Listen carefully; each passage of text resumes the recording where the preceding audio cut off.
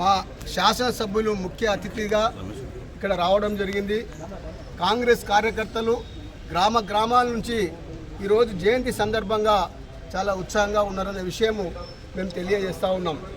శ్రీమతి ఇందిరాగాంధీ గారు ఆమె ఉద్దేశము, కాంగ్రెస్ పార్టీ ఉద్దేశము గరీబ్ హటావ్, మామూలు బీదలు ఈరోజు అన్ని రకాలుగా బాగుపడాలి, గ్రామాలు బాగుపడాలి, గ్రామాలన్నీ కూడా అభివృద్ధి చెందాలనే ధ్యేయంతో పనిచేసినటువంటి ప్రధాని అంటే దేశంలో ఈరోజు మహిళా ప్రధాని శ్రీమతి ఇందిరాగాంధీ అనే విషయము మనం అందరం కూడా స్మరించుకోవాలి.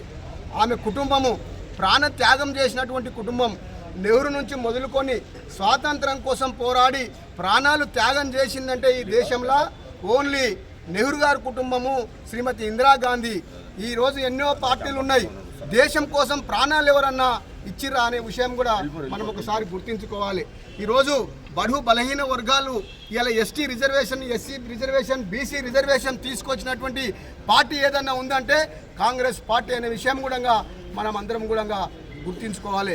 మా ఎమ్మెల్యే గారు ఈరోజు గెలిచినప్పటి నుంచి, కాంగ్రెస్ పార్టీ ఎమ్మెల్యేగా గెలిచినప్పటి నుంచి హర్నిశలు రాత్రనక పగులనక ఈరోజు కాన్స్టిట్యున్సీ గురించి పనిచేస్తూ ఉన్నాడు.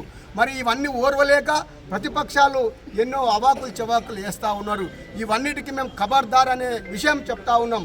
మా ప్రభుత్వము కనీసము ఒక సంవత్సరం కూడా పూర్తి కాలే, వాళ్ళు ఏమేమో అవాకులు చవాకులు వేస్తూ ఉన్నారు. అది చేయలే, ఇది చేయాలి అని మాట్లాడుతున్నారు. వాళ్ళకి బుద్ధి ఉండాలి.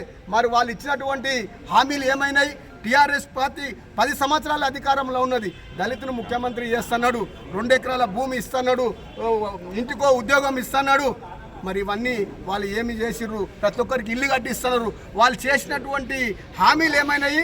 మా హామీల మీద వాళ్ళు ఇంకా చేయలే, ఇక చేయలే అని చెప్పి ఇష్టం వచ్చిన మాట్లాడుతున్నారు. ఖబర్దార్, టీఆర్ఎస్ వాళ్ళకు మేము విమర్శిస్తూ ఉన్నాం. మేము చేసినటువంటి ఎజెండా ఏదో ఉందో తప్పకుండా చేస్తూనే ఉన్నాం, అన్నీ చేస్తాం. మీలాగా మాట ఇచ్చి మాట తప్పేటటువంటి ప్రభుత్వం మాది కాదు.